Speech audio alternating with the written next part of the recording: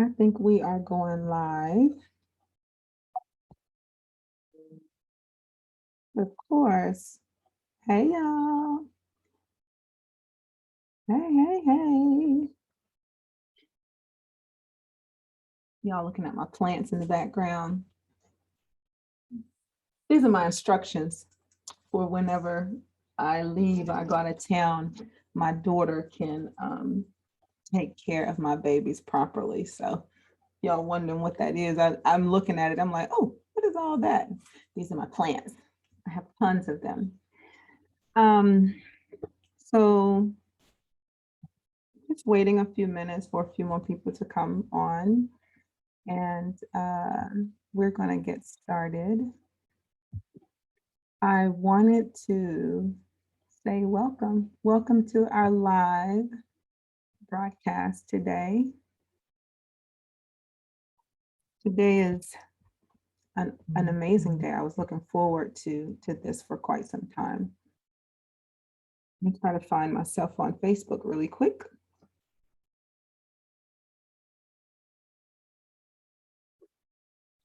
Yeah, there I am.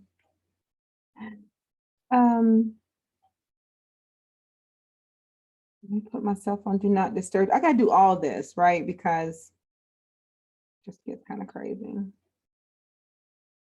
My guests will arrive right at 1 o'clock. I'm super excited. I hope you guys can hear me okay. So if you can or can't, let me know.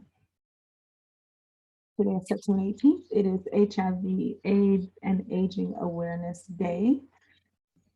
It is something that's near and dear to me, talking about HIV, AIDS, and those that are living full, long, amazing lives and are changing the world with their voice and their experience with living with this virus. Back when I was much younger and many of us learned about HIV/AIDS, we thought it was a disease that was mainly in white gay men. We have since learned that that is not the case. And people like myself and many others, we are advocates to bring awareness to things that affect people of color and people in general, but we want to make sure that those that look like me are aware and have the right information, and we can like change the narrative around what it looks like to have a particular thing, whatever that is. I don't care if you're gay, straight, if you're obese, if you're not, if you're have some type of disability, or if you don't, I don't care. I just want to make sure that we are able to bring awareness and talk with people that look like us, and because issues like this affect our families and our friends as well, and we don't, maybe we don't talk about it enough because we feel like maybe it's not affecting us directly, then it's not something that we should talk about. I don't believe that. I believe that it does affect us all.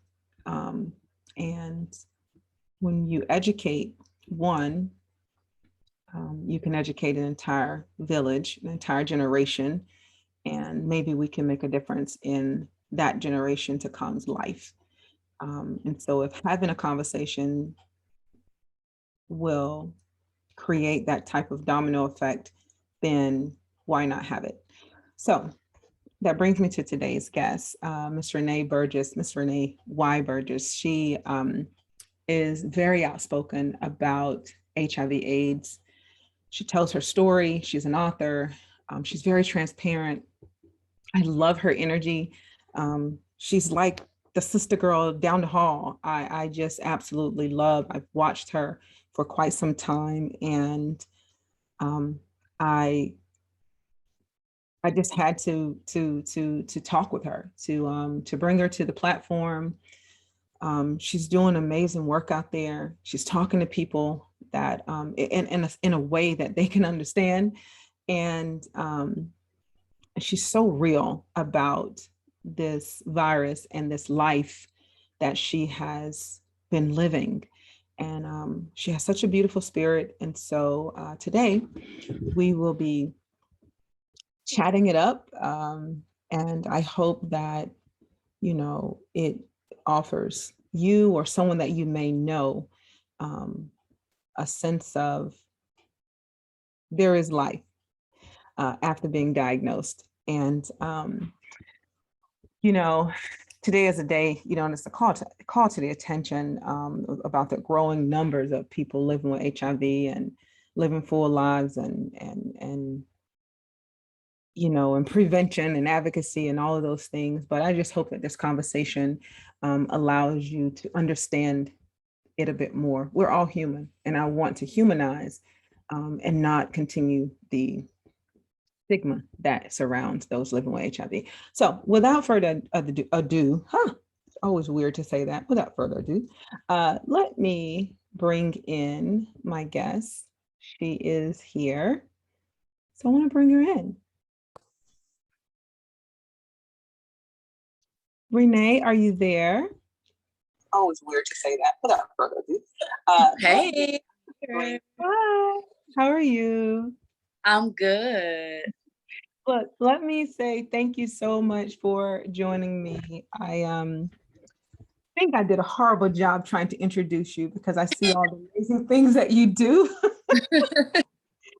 But I did my very best, and you're here, and I am honored to have you join me here on the Relationship Zone podcast. Yes, I'm excited. I am excited to have you here as well. On this podcast, we talk about all things love, life, and relationships. I believe they're all connected, and how we show up in them is very, very important, right? How we live our life. And today is National HIV, AIDS, and Aging Awareness Day. And what better day to have this conversation with someone like yourself, who has been very, very outspoken, such an advocate about HIV/AIDS. So I am truly honored, and I am looking forward to what you have to offer and what you have to say surrounding this topic. So, can we get started, Renee? Yeah. So listen, I'm going to start off. Usually I start, one way, and then I talk later on about the things you've done, the books, and so on and so forth. But I want to start with this book. I want to begin with that because the title of it was it was huge. And I would love to start with that. And you can tell the audience and the listeners a little bit about yourself and how this book came to be, and why that title was so important to you. Yes. Okay, so the title of my book, one of my books, is Married, But It Can Happen. Mm. And I really, when I thought of that title, it kind of just came to me. It wasn't forced. I didn't have to make this long list of, okay, let's narrow it down to one. It became something that just flowed because that was literally my situation at the time. Yeah. I was in a marriage. I had gotten married, and within my marriage, things happen that you just don't expect to happen when you get married. Mm-hmm. And so throughout this book, I take you on a journey. I start prior, before marriage. I start and I explain, what my childhood was like. There were things that happened to me through my childhood that evolved me into the person I am today. And a lot of those things also had, a lot to do with maybe some of the decisions making that I made through my, early 20s. Mm-hmm. And so I kind of just wanted this book to be really truly what it was, an autobiography. It was me giving myself real, raw, you know, a lot. I maybe had, I probably didn't even have maybe 5 curse words in the whole book. Some people, oh, that was not a good book. You said a bad word. I'm like, it was so many pages in this book, you know. But I wanted to keep it authentic. What I also did with this book is I allowed my followers to participate in this book. So get the book and you go to the back of the book. Everyone who contributed in me self-publishing this book, their names were acknowledged in the back of this book. I was able to raise about $2,600 to self-publish this book. And that included also perks that I gave my, you know, everyone who contributed. And then also I allowed people to do Q&A. So I had this really frequent thing that I did on Facebook where I say, oh, it's Q&A day. And so we would do Q&A days. So what I did was when I say, I think I should put some of these Q&As in this book. I think my washer. We're live. It's okay. It happens. It's going crazy. So look, I'm gonna have to move because it is doing the funkiest. I put a big load in here, so let me just stop it until we're done, and I'll fix it. We are live, honey. That's what happens. Yes, that's what happens. Viewers by now understand. Yeah, they know. They know already. It's real life. Yes, life happens. Yeah, look, this is not Saturday. Saturday. So, you know, so I put the Q&A in the back of the book as well. So any questions, you know, I pulled out some that I thought were really good questions that a lot of people probably had that question and was wondering the answer. So the questions there and my answers there. And then I also included some quotes from people. Like throughout the years, I would get different inspirational just messages from people. And I included that in my book. One of my friends made this quote and it was so impactful to me that I'm like, I have to share this in there because she said it to me in a time where I was going through a really, really dark moment. And so I had to put that in there as well. So this book does talk about my diagnosis. I was diagnosed November 21st, 2007. This was the day before Thanksgiving.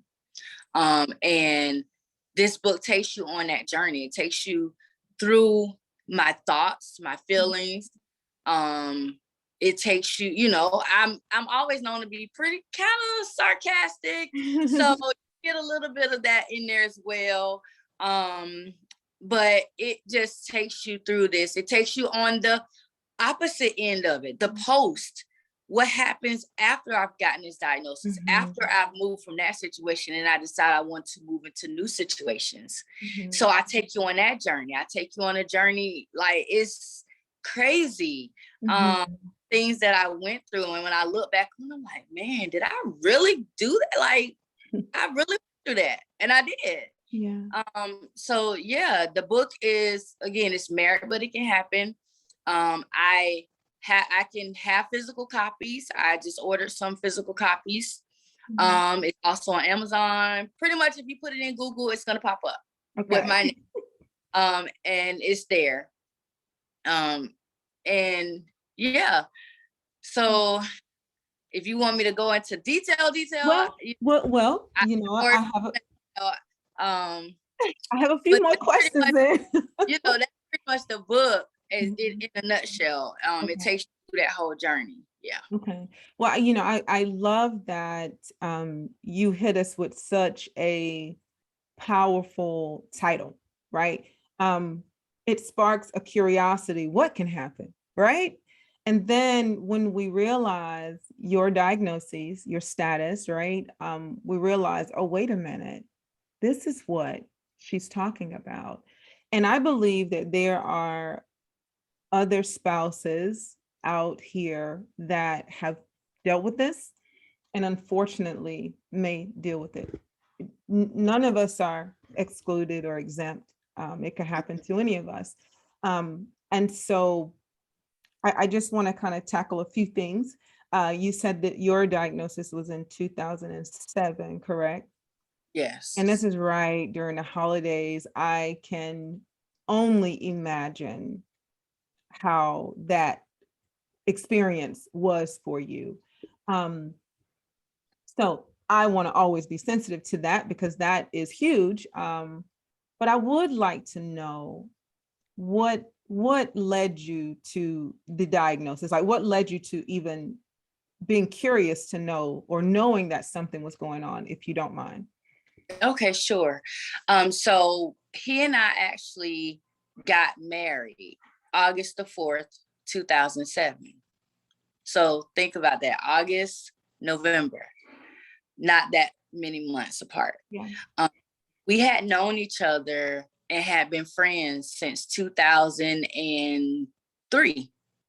I literally met him the weekend prior to me actually delivering my oldest daughter. My oldest daughter just turned 18 on Wednesday. So 18 years ago.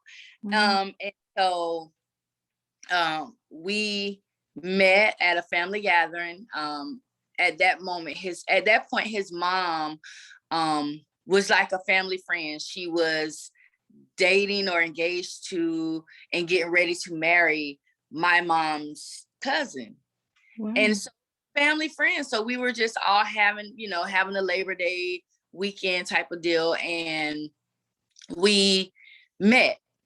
We only became friends. We did not start dating until years later. So about 2005, 2005, it went from friends to us actually, flirting and, we already had each other's numbers, but it was becoming more frequent. I would talk to him while he's at work, while he's on his break, while he's doing different things. He's in another state at this point. He was living in South Carolina and I'm here in Florida. And so through us back and forth, we felt like we knew each other. I felt like this was my best friend. This was somebody that I shared things with even before we dated. He knew things about me. I knew things about him. Our families were, close, and it just felt right. And so we had this conversation, and he had been married before. He had a child, has kids prior. I only had my daughter. I had never been married. I was 24. I was 23 years old. And at the time he was in his mid 30s. So he was older. And so we had this conversation, and it was like, we talked about how we felt about each other, and we just came to an agreement that we wanted to be married. There was no question about it. There was no formal proposal, that will get down on one knee, will you marry me type of deal. It wasn't that. I've never experienced that. And so it was just like, okay, yeah, let's do this. And at that point we decided, because we were in two separate states, the job and career that he had already started building where he was at, it made more sense for me to relocate because, I was I was in college. I could always transfer to a different college. And so it just made sense for me to relocate it. So live together for a year. Again, we're living together for a whole year prior to getting married. And August 4th comes and we get married. Now, I was a phlebotomist and a medical assistant. And so every year I got tested anyway, because I'm drawing blood. You never know if you get stuck by a needle. I'm the type of person, even when I go get my blood drawn, I don't feel it. So I could have easily gotten stuck by a needle, not knowing it. So every year I got tested to make sure that I didn't have an accident. And so it was time was coming up. And so I said, well, since we are going to establish ourselves, as, being married, let's go ahead and let me establish myself with your doctor. He already had a doctor, primary care physician. let's do that. And so we went there. I met the doctor. I told him, I said, well, while we're here, since this will be my first appointment, can we just do like, do all of this stuff? Let's do all the testing, the HIV testing, STD testing, everything. So of course, they do it in separate rooms. You're not in the same room. So he goes in one room, I'm in a different room, and I'm getting my blood draw. They're asking me the different questions and stuff. And I'm assuming that this is what's happening in the other room. So we had already had the conversation that when it was time for us to get our results back, that we would sit in front of the doctor and we would disclose to each other our results. Cool. Didn't see a problem with that. And so when it was time for our STD results to come back, at that time, they weren't really pushing or had the quick test where you just go in and get the results right then. It was a 2-week wait. You got your blood draw, come back, so we went back in and we sit in front of the doctor. And I tell him, we've already gotten our results. I tell him my results are saying everything's negative. He's telling me all of his things are showing negative as well. Proceed with the, I'm okay, cool. Now time's moving forward. Here it is, a couple days before the wedding. We get to his mom's house here in Florida, and his mom pulls me into her garage and she pulls me aside. Now, keep in mind, I've known his mom just as long as I've known him. Right. I feel like this is somebody that I'm close with, and that, it just somebody I'm comfortable with. Me and her have been places together. We went to eat. I've been in her house just sitting there, because for a while I was here and he was there. So she pulls me in the garage, and the only thing that she says to me is, has he ever said anything to you about HIV? And I'm looking at her like, what are you talking about? She was like, well, just go ask him about HIV. And I'm sitting here in my head like, why is she asking me this? Now, I'm the type of person, when you tell me to ask somebody something, that means you know something. Of course. And so I'm going to pull them in your face because I don't want to be no hearsay. No, that's not no. So I went in the house and I said, I need you to come out here. And I put him and his mom face to face in front of me. And I say, your mom just told me that I need to ask you about HIV. What is she talking about? And this part, for some reason, whenever I share this or talk about it or post about it, people always have this thing where they'll say, well, his mom tried to tell you. And when I say what I'm going to say, I try to get people to understand. Telling someone is telling them. Just saying, ask someone about something is not telling them. So all she said was ask him about HIV. She didn't say, oh, tell you he had HIV? Did he? She didn't do that. She just said, ask him. So I brought him to her face.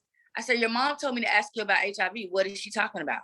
His response was, I don't know what she's talking about. Why? I don't know why she's telling you to ask me about HIV. Now she's standing right there. At that moment is when she had an opportunity to tell me he was lying. She did not part her mouth. She did not open her mouth. She did not even look as if she was shocked. It was just a thing of, he's telling me in front of her that what she's saying is not true. She's not opening her mouth. So who am I to believe? Right. So we proceed. The wedding happens August 4th on a Saturday. The wedding continues to happen. And still, she didn't say anything after that. She's at the wedding, happy, smiling, walking down the aisle, son, mother dance at the reception, the whole nine. And so, again, remember, he had 2 kids. I had 1 child. As a married couple, we wanted to have a child together. So that's what we were doing. Our wedding night was the first time that we had ever had unprotected sex. So from August 4th, 2007 until in the end of October, we were having unprotected sex. And I found out at the end of October that I was pregnant. Oh, okay. And so when I found out that I was pregnant, I made that call. I say, you know, I took a pregnancy test, I'm pregnant, and I got connected with the OBGYN and went in for my first appointment. You know, the first appointment is just them talking, asking questions, and getting back. So my next appointment, it was scheduled for the Monday after Thanksgiving. So that day before Thanksgiving, I started getting really sick. I was so nauseous. I couldn't eat. I couldn't keep anything down. I would go to work. I would try to eat lunch at work, and I would have to leave work because I was working third shift, doing shipping and receiving. And so I had to leave work. It was just awful. So I called the doctor. I say, I think I'm dehydrated. And I went in. She said, yeah, you dehydrated. We're going to hook you up to these IV fluids. So picture this. I'm in this little small, dull painted gray room. You know, when you get IV, you can smell the IV. And so I'm sitting in this leather recliner, getting this IV. He's sitting in a chair in the corner. There's only just a little lamp. This is all in this room. The doctor comes in and she says, can I ask your husband to step out of the room? I'm like, okay, sure, no problem. You know, I know that sometimes doctors like to have confidential conversations with just the patient. And so she comes back in and she says, well, your labs look fine. Everything looks okay except one thing. And I'm just assuming because with my oldest daughter, I had gestational diabetes. She's going to tell me my glucose is through the roof. And that's not what she's telling me. She's sitting there, she's looking at me, she's looking at this paper, and she has this look on her face like she doesn't know how to tell me what she needs to tell me. And so she just comes out of nowhere and she just says, where your labs came back and said that you're HIV positive. Wow. And I just sat there, I was numb. And everything played back in my head, everything. I'm like, how is this possible when we went to the doctor together and we sat in front of the doctor and we both said we were negative? And then I thought about, well, his mom told me to ask him, I did, but he denied it and she didn't say nothing. Like all of this stuff is playing in that one moment, you know. And she says, well, do you want to tell him or do you want me to bring him in? And I tell him. I said, you can tell him. I said, because if you're telling me that I'm HIV positive, he's the reason why. Yeah. So she brings him back in. She explains it to him. He's not shocked. He's not, you know, all over the place, irate or anything, because I would have been going crazy. Yeah, and of course. And he came in and he just looked at her and he said, well, we'll get through this. We'll work this out. Everything will be fine. This is what he said to her. Wow. And at that moment, I knew. It was no doubt in my mind that this is something that he kept from me. And so that Thanksgiving, like you said, that's a time for family.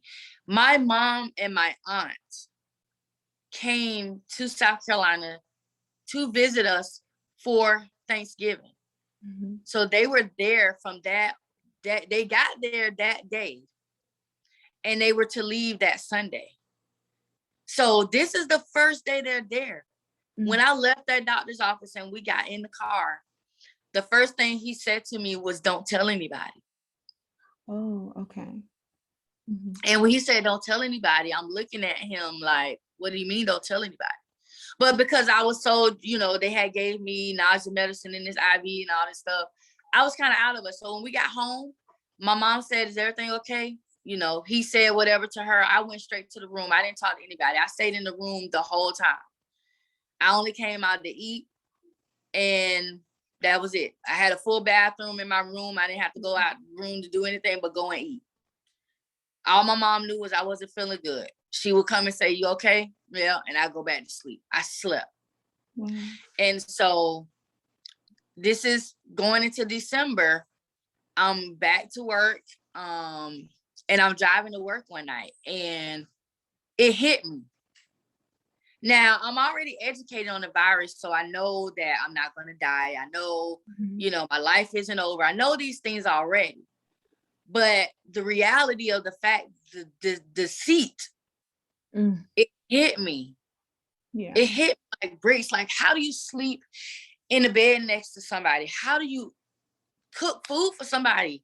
Like, how do you take care of a household? How do you care? Like, I'm pregnant. I'm carrying this monster's kids. That's how I felt in my head. You were a monster. And it's like, okay, I'm driving and I just break down, going to work, crying. And I just get in the parking lot and I call my mom and I'm crying. And she's like, what's wrong? And I'm like, I got to tell you something. And she's like, well, what's going on? And I tell her, of course, she breaks down, she's crying. And she's like, why you didn't tell me while I was there so I could grab you and hold you? And, and I'm just like, I just didn't know how to feel at that moment. And so I had to really make a lot of decisions because by this point, I found out that I'm not only pregnant with one baby, I'm pregnant with twins. Wow, my goodness. So that takes my pregnancy to high risk status. Yeah. Then, I'm dealing with the stress of this new diagnosis. I'm dealing with just everything. And so my mom's like, well, what are you going to do? I'm like, I don't know. I feel like I just need to be away from him. If I keep seeing him, I'm just going to continue to be angry. So I made a choice to leave and come back to Florida for the month of December. We had already paid for his sister to come and visit us from New York for Christmas. I didn't care. I wasn't going to be there. And so I didn't get back until 2 days after Christmas, which was the same day that she was scheduled to fly back out. And there was nothing strange with her either. She actually, come to find out, she didn't know his status. The only person status was his mom. Was his mother. Was his mother. Nobody else knew. And so once I got back there, I'm the homekeeper. I'm the house. I'm the wife. So there was not really anything in the house because I did the grocery shopping. I'm like, if I'm being in this house, I got to go get groceries. So we're driving to the store, going to the grocery store. And I'm driving. He's in the passenger seat because at that, usually I would let him drive everywhere, but I wanted to drive because I felt like you've taken enough control of my life at this point. That's how I felt. Like, that's where my mind was at. I was angry. So I'm driving and I just start laughing. So he looking out the window because I'm the type of person, I see the funniest stuff while I'm driving. Somebody trip on the curb while they trying to walk, I see it. And so he's looking around like, well, what's so funny? And I said to him, oh, nothing. I just thought of a new way to kill you today. And so when I said this to him, he did that lean to the window, like, the world, and at that point, I knew I had to leave. And that he didn't want to sleep in the room no more with me because he was looking around his shoulder to make sure I wasn't finna kill him. If I got up at night, he was sleeping on the sofa. If I got up to go to the kitchen, he looking, making sure I ain't getting no, whatever. I knew when I got to that point, when I got to the rage, that emotion of rage, I had to go. I had to go because I very well could have not thought rationally and did something that would have put me in prison while I was pregnant. But I thought about it. I was like, oh, no, wait a minute. Prison. So you might want to think about this. So I was like, you know what? I called my parents and I said, you know what? I'm going to leave. I said, but I don't want him to know I'm leaving because if he knows I'm leaving, he's going to try to stop me. He's going to try to do everything to get me to not pack things, to not leave, to not go. And so I say, well, he goes back to work New Year's Day. He worked third shift.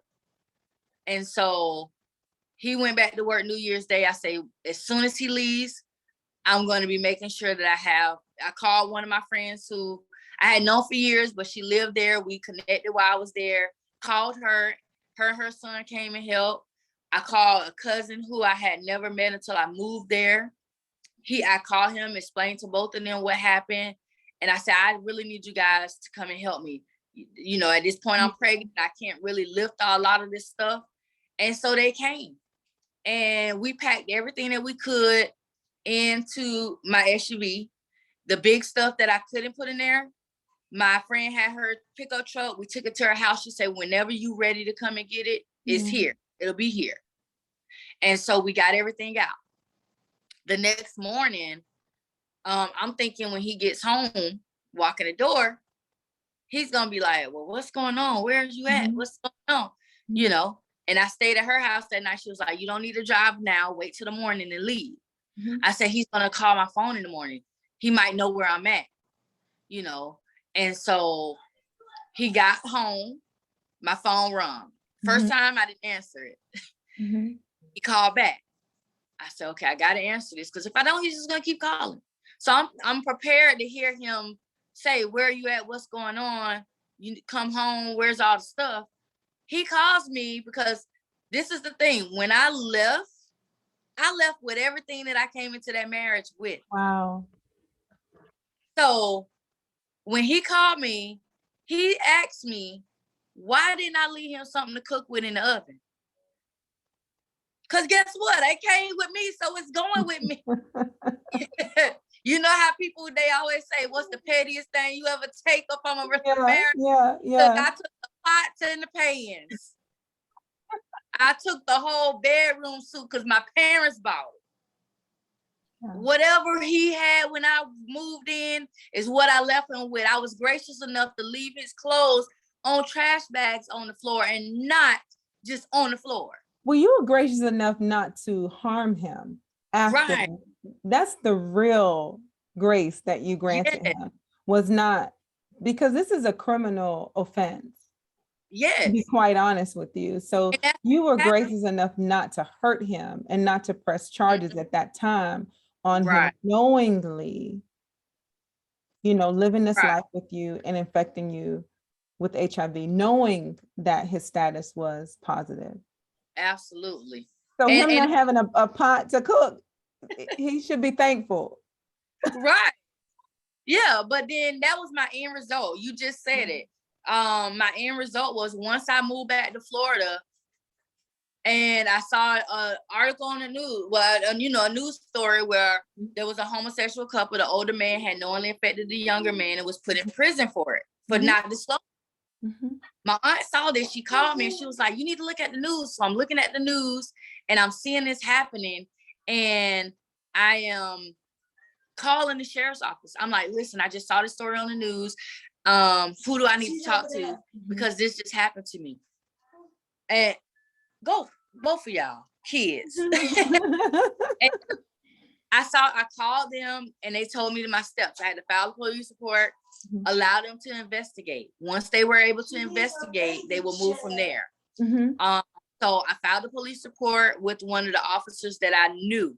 I was comfortable because I was like, I didn't want to just talk to anybody. I didn't want to give this personal information to anybody.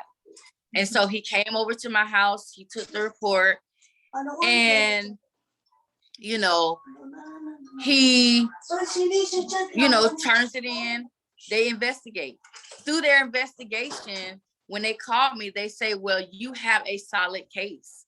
They say, when we investigated, we found out that he was diagnosed years ago.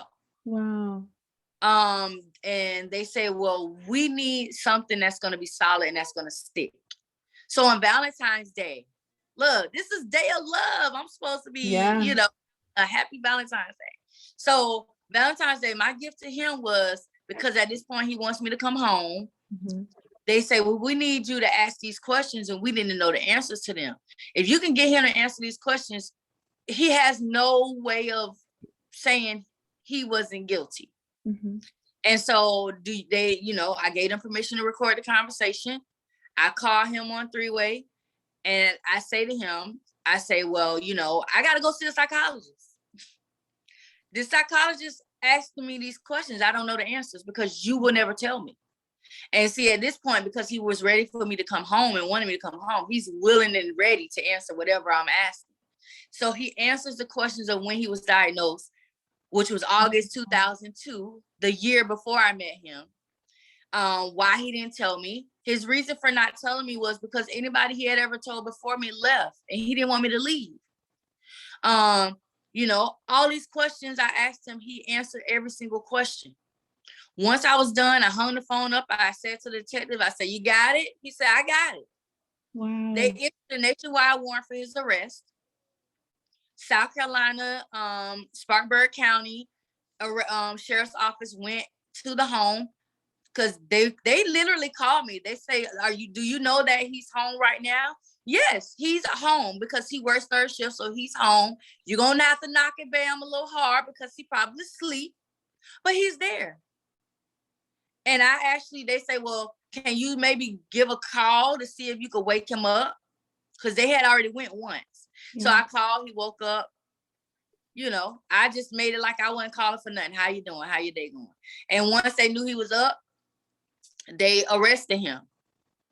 And the same mom who knew his status from day one, she bonded him out not once but twice.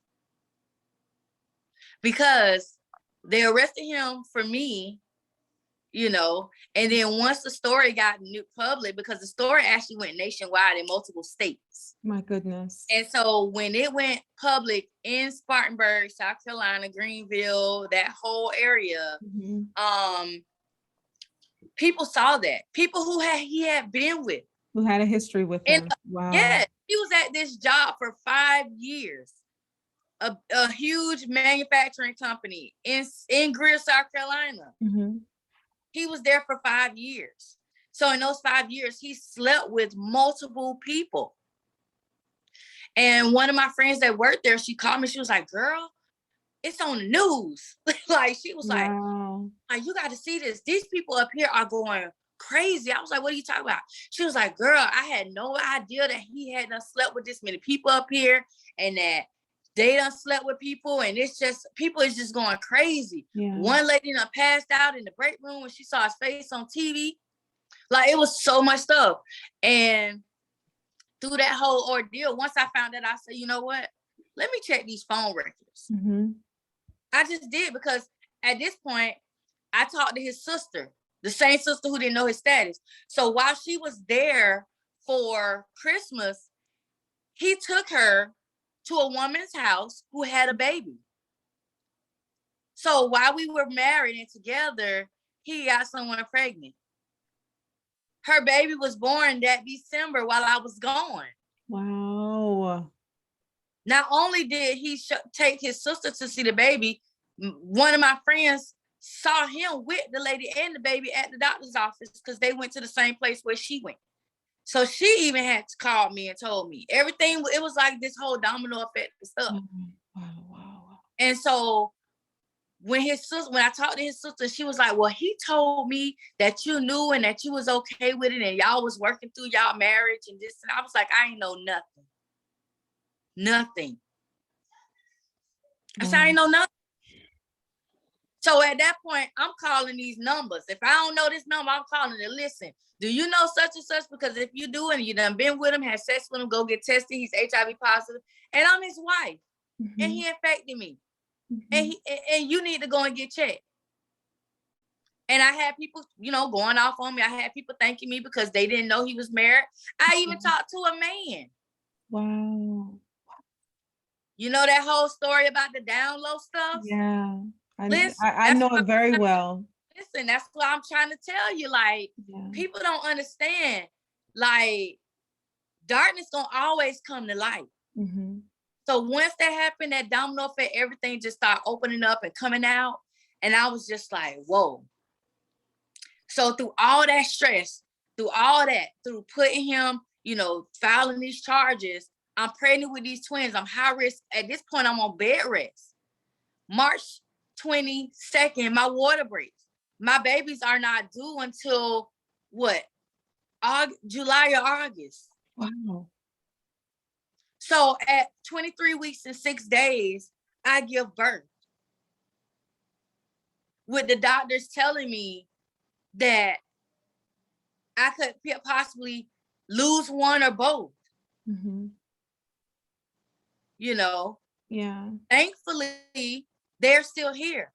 Yeah. Thankfully, they're HIV negative. That's such a blessing. They're 13 years old. Mm-hmm. They do have disabilities. My son has cerebral palsy. He's wheelchair. He's completely 100% dependent on me his whole life. He can't walk. He's in the wheelchair. He's functions less than a year old. Mm-hmm. His twin, who you wouldn't even think was his twin because she's big as me. Yeah. I mean, when I say bigger than me, she's taller than me. She way more than me. Her shoe size bigger than me. She's on the autism spectrum. Mm-hmm. And that's because of their prematurity. Yeah. My son spent 8 months in the hospital. They told me to pull my son's plug. And I told that doctor, I say, if my son is going to die, my son is going to die when his heart stops. Not because I tell you to pull a plug. Mm-hmm. And my son is still here. Mm-hmm. My son only has a feeding tube. He ain't got all the trach is gone. The oxygen is gone. The equipment is gone. He got a feeding tube. And guess what? He can still eat by mouth. Mm-hmm.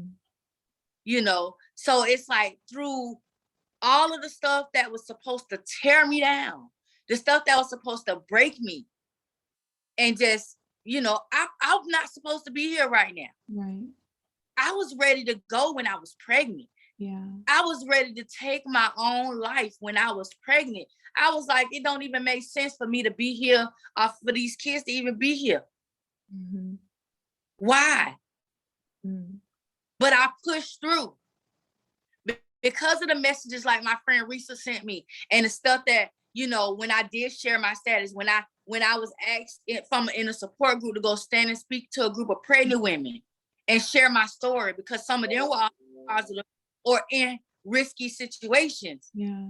Because I was able to realize the impact that I was going to have on others, that's what told me, you need to be here. You need to open your mouth and talk and share this story. Because what does that book title say? I was married and it happened. It happened. People think marriage means safety. You're not with your spouse 24/7, even right now. And I did remarry and divorce and remarry now. Yeah. Guess what? Third time always the charm, right? That's what they say. They say third time the charm, and I'm here as a witness to tell you the third time has been the whole charm. Oh, that is so good. Yes. Because I've been through it. Even with the second marriage, I went through domestic violence, and this was a man who was negative, who chose to be with me, who was positive, but I was in a vulnerable state because I was still dealing with the issues that I never addressed. Yeah. And so once I was able to get through all of that, this is who you see now. This is her. This is me. Yeah. I am what they say. She is me. That's all right. That. You know, and that's why I have to share my story. So when you ask me, you know, can you come on my show and can you share my story? Absolutely. Yeah. Absolutely. On a Saturday? Absolutely. I don't care what it is. You could have said, girl, my show is at midnight and I'm in the UK, and I would have said, I'm going to be up.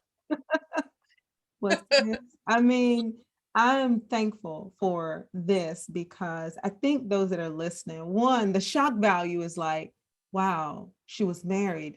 When you're able to articulate and lay out like what you did to protect yourself, like how you both did, and then you still met with deception, right? I think those listening, I think it's a wake-up call for all of us, right? I think now when we say, let's get tested and let's disclose, we need to look at each other's diagnosis. We have to do all of that because people will deceive you. And you know, sadly, I get unfortunately, what he's saying. Oh, the last time I told someone left. So instead, I'm going to do it this way and keep you prison and deceive you. And hopefully by the time you realize that you're HIV positive, it came from me, you're just so madly in love with me that it won't matter. We'll get through it together. Right. That is the biggest crock of mess ever.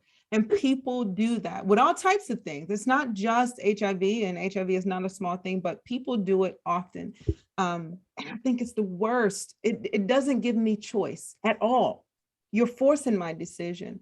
But I commend you for not doing exactly what I probably would have done Instead, you did it a more legal way, and that in itself is huge, because it is a criminal offense, and I think that people need to realize that there is now help for victims, right, that are victimized by this type of behavior, right? So I want to ask you a couple other things, and this was so good, and our time is just like flew past. We need like a part two, but this is crazy. But I want to ask you a couple things. I would like to know ultimately what happened with him as far as the charges, right? I know he was bailed out, but he still had to stand trial for this. So is he still incarcerated? What happened with that? Okay, so he ultimately he ended up pleading guilty. So we didn't have to go through a whole trial thing or anything. He just had his sentencing hearing. And so at the sentencing hearing, they asked me, the state attorney's office asked me to read something to the court. I actually included that in my book as well. Like I went through emails to find it because I emailed it to them and I'm like, I know it's still in my emails. And I found it when I wrote my book and put it in there. So it's in the book.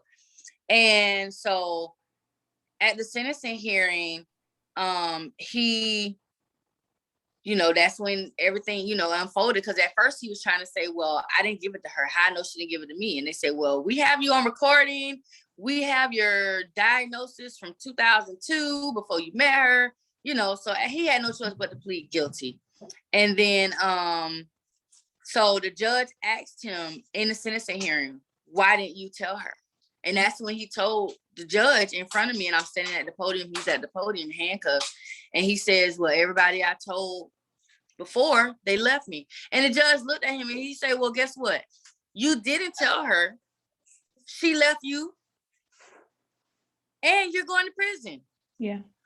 So in Florida, the maximum sentence is 5 years. Mm-hmm. He had already technically almost been incarcerated 6 months.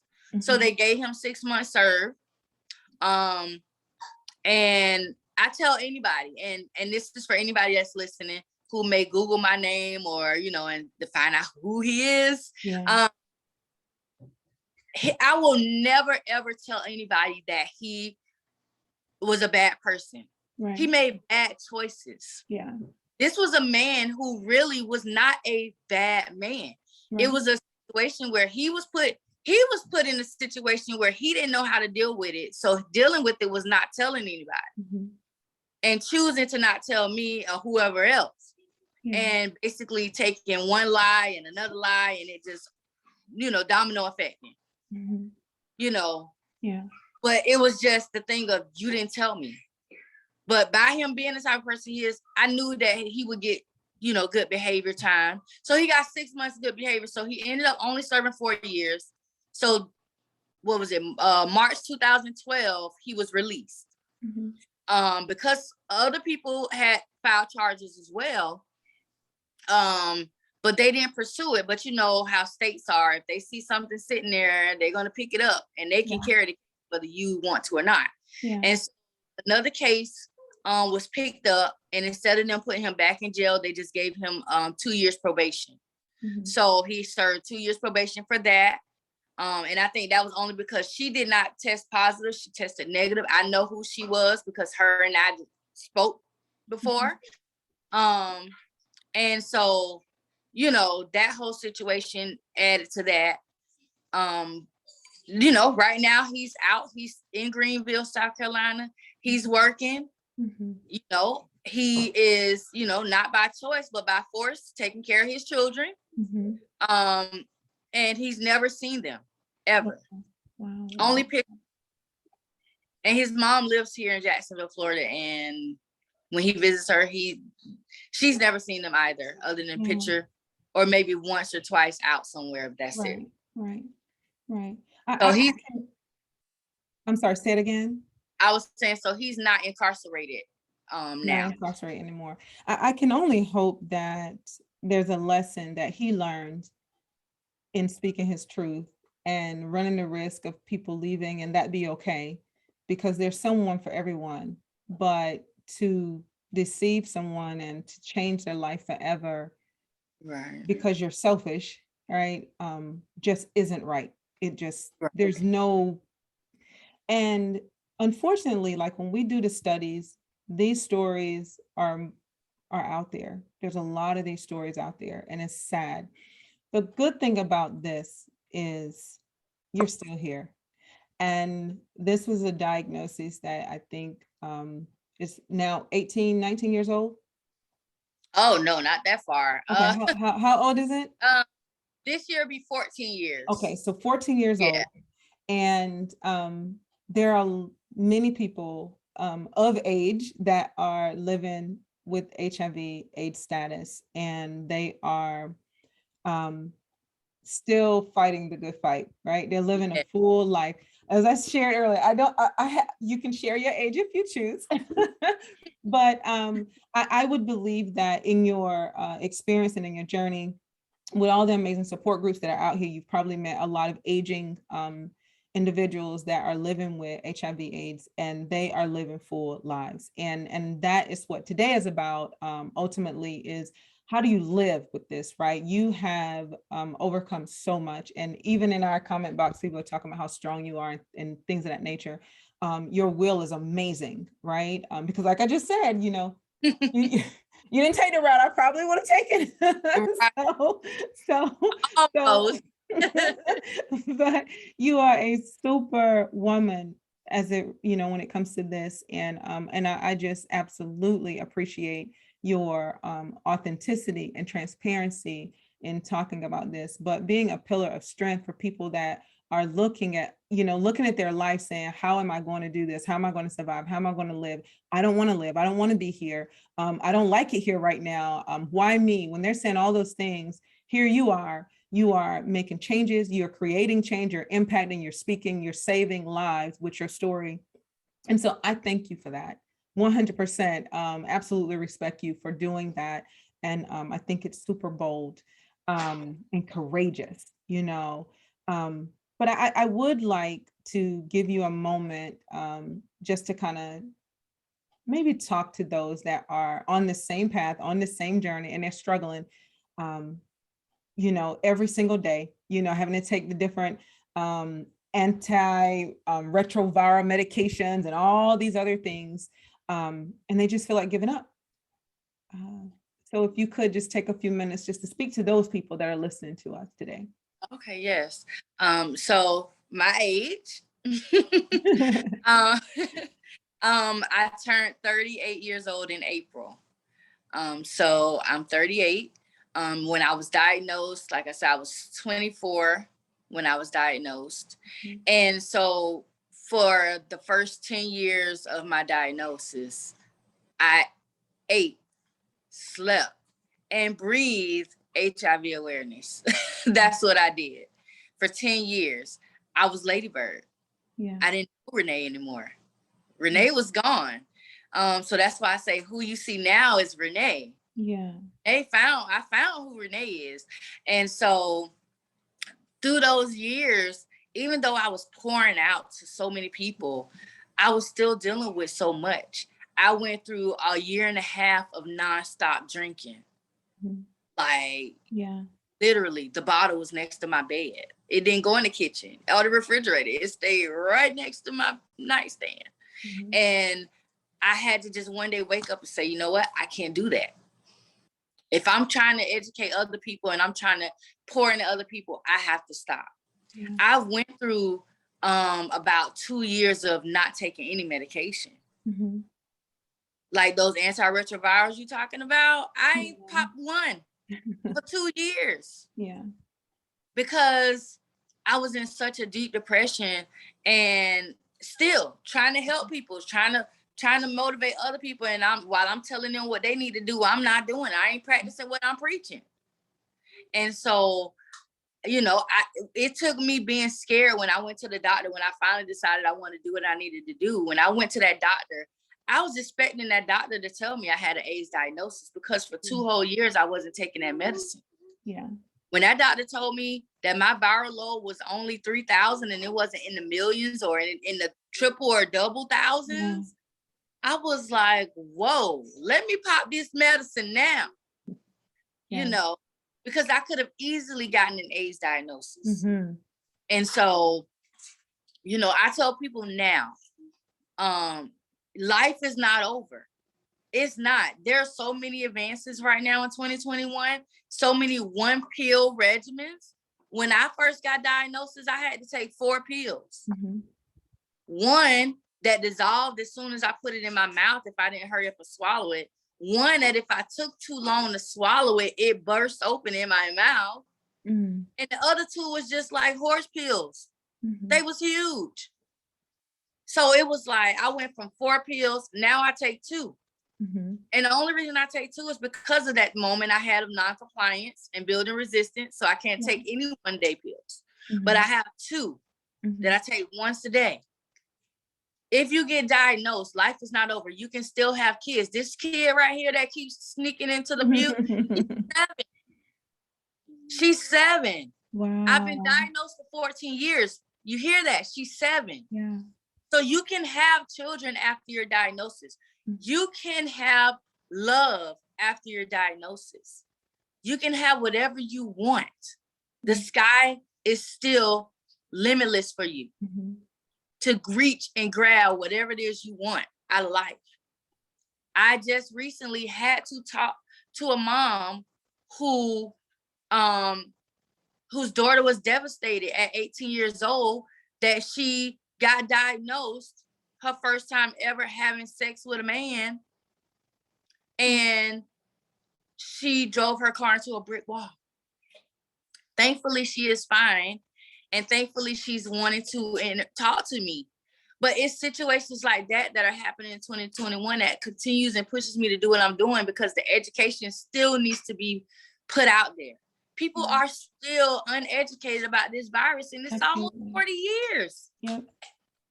It's still not happening. We have these young, what do we call them? Gen Zs. Yeah. Yeah. These know nothing of this stuff.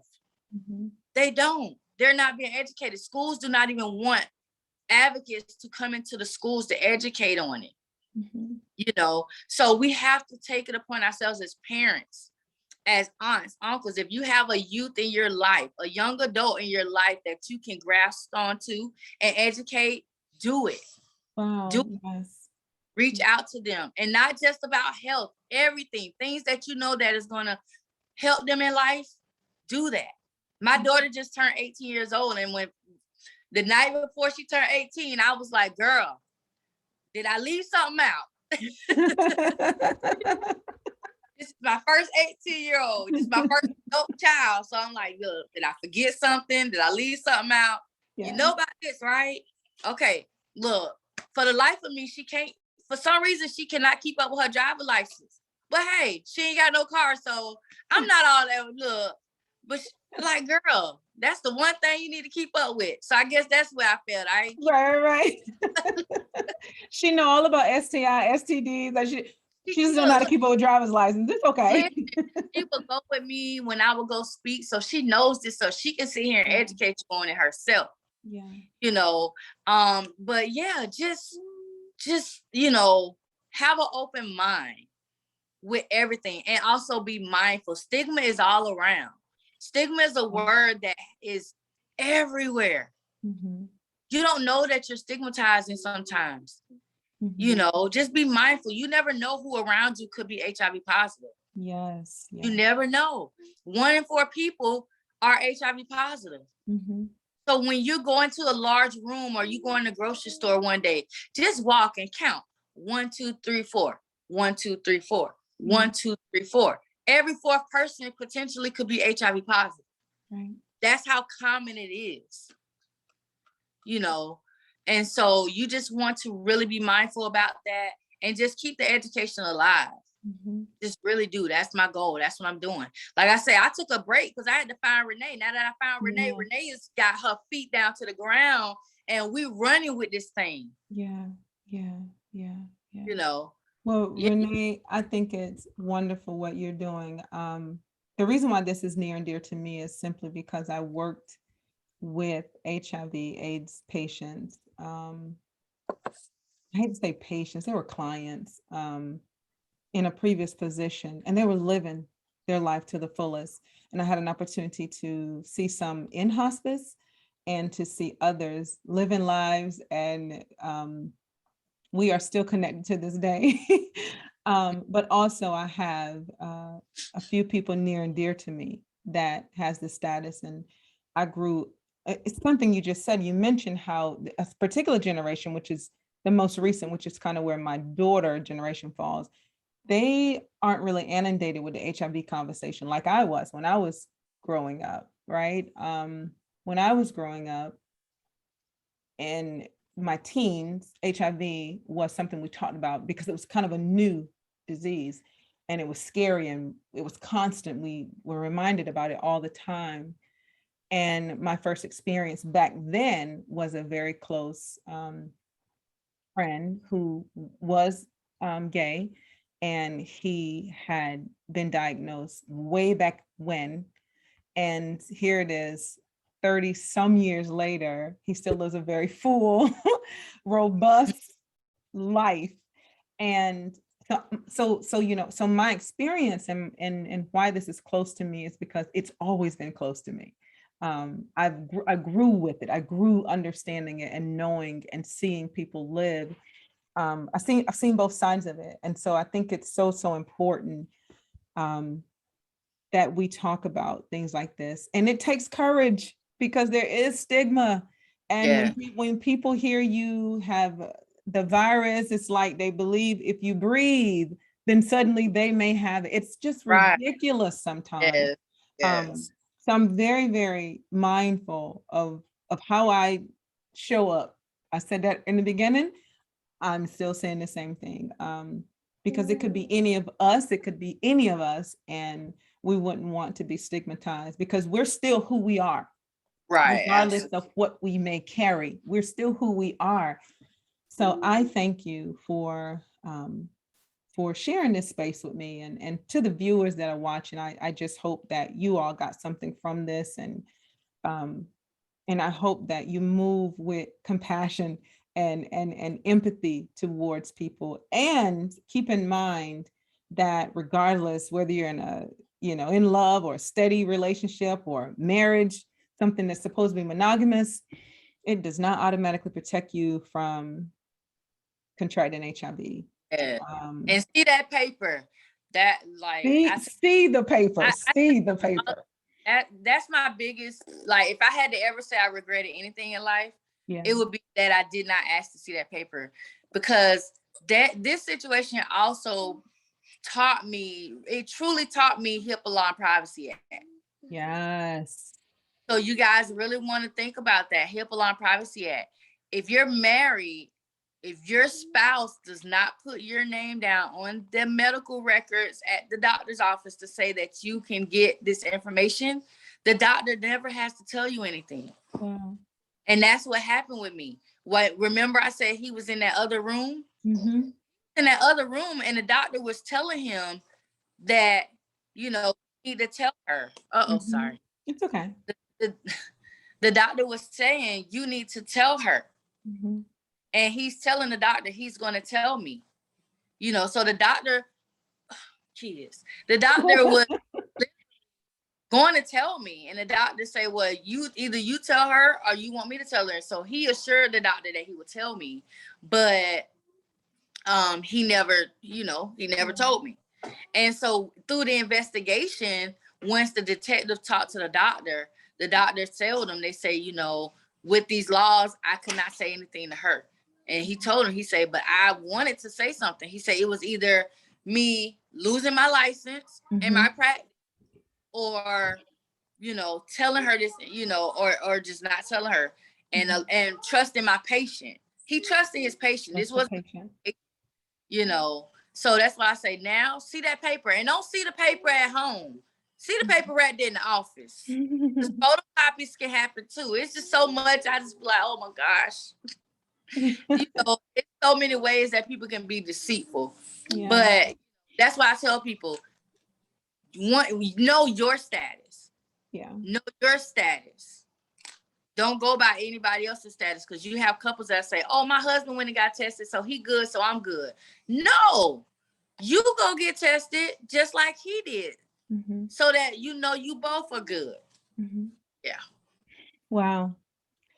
Well, Renee, thank Look, you again.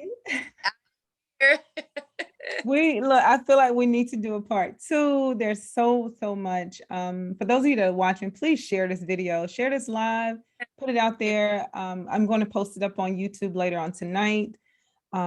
Just share the information, start the conversation, start talking about it amongst your friends, amongst your family. And you, I mean, really, like the younger generation, I didn't even really think about how we do not discuss HIV/AIDS with the younger generation. I think because I grew up with it, and it's just something that's normal in my life, right? Talking about it.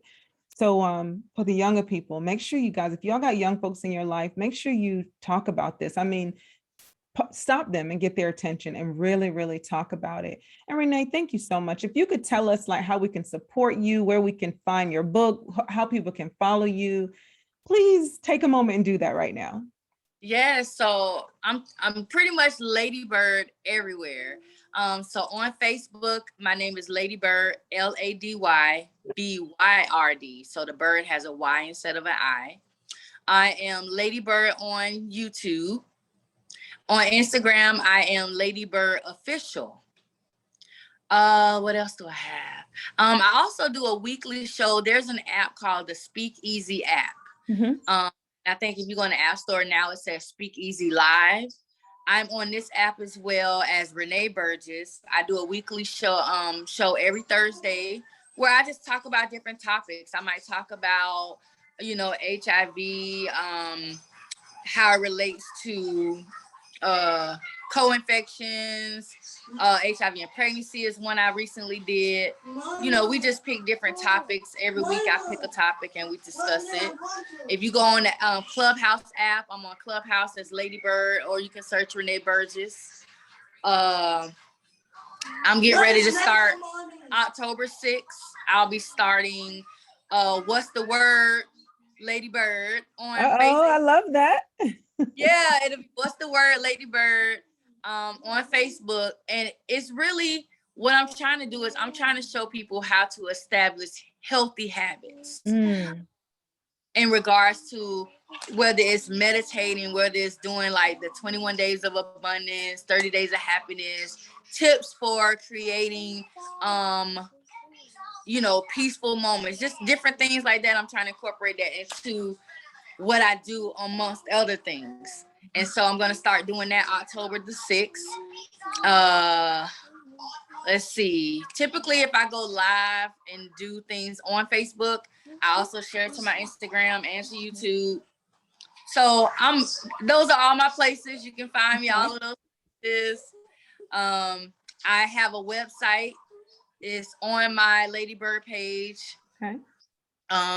You can go to that website. You can actually book appointments with me if people want to have one-on-one sessions.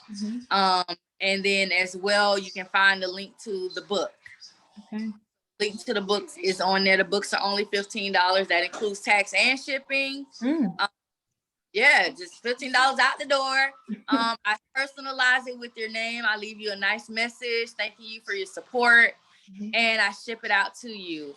I try to do that because some people like to have that personal interaction, instead of buying the book on Amazon and it's something for me, and I'm giving them that personalization. And then I have a book too that's on Amazon. Okay. The teen book is titled HIV Around Me. It's just 4 short stories, not a really long, thick book. It just basically 4 short stories centered around teens, and it incorporates HIV into their lives. Like one story, you have a grandmother who has to take her granddaughter to the doctor with her one day, and the daughter finds out at this appointment her grandmother's HIV positive, and it opens up the door for the granddaughter to ask questions because she's a teenager. One story is about the high school star football player who defends the kid that's being bullied. One of the stories is where what I call, it's kind of like sometimes blood is not always thicker than water. Some kind, Yeah. it just really, it just shows where sometimes true friendship from people that are not your relatives can can mean way more than your blood Yeah, relative. absolutely. This is really a good book. It's for the short attention span teenagers. Social media has made everything 15 to 60 seconds and Oh. so the book is it probably wouldn't take them an hour to read it. Okay. But that's on Amazon as well, and I can order physical copies too. Okay. But yeah, so that's everywhere I'm at, and I thank you so much for this opportunity. I know it's starting to get loud around here now, but yeah. Well, Renee, no, I appreciate you. This was good for my soul. And for those that's watching, I'm thankful that their attention span is a little longer, and many stayed with us the full hour. And Renee, I would love to keep in touch with you. I'd love to continue to follow your story and support where I can. Thank you to the viewers for tuning in and for watching, for sharing, for asking your questions, leaving your comments. I'm sure that Renee will get a chance to go back through and read and respond to you. So thank you. If you all would like any more information on HIV/AIDS, please dial 1-800-448-0440. You can also Google there's so much out there about HIV/AIDS, but please Google it if you just, you want to talk to someone. I'm certain that Renee is available. LadyByrd is available. You can find her page on Facebook. Go like her page and support it. She has some great information out there. I love her lives. She's always with this amazing energy. And if she doesn't have that amazing energy, she's very honest about where she is, and I just absolutely can appreciate that. Authentic people sometimes are hard to come by, Renee. So when we find them, it is wonderful to be in their presence. So, again, to our viewers, we're going to go ahead and sign off of this live. Renee, if you could just hang back for a moment. For those of you that's always holding down the relationship zone, thank you so much. Your girl Queenie, I am out, and I'll see you all the next time.